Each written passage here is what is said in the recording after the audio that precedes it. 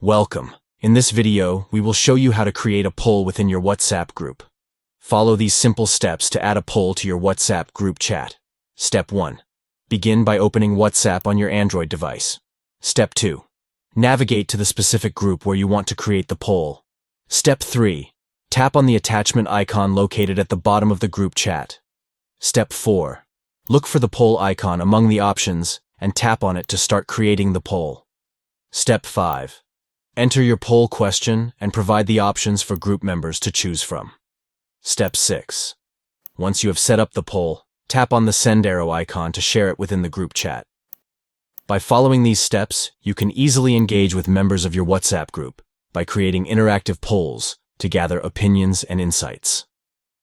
Polls are an effective way to make group decisions, gather feedback, and encourage participation within the group.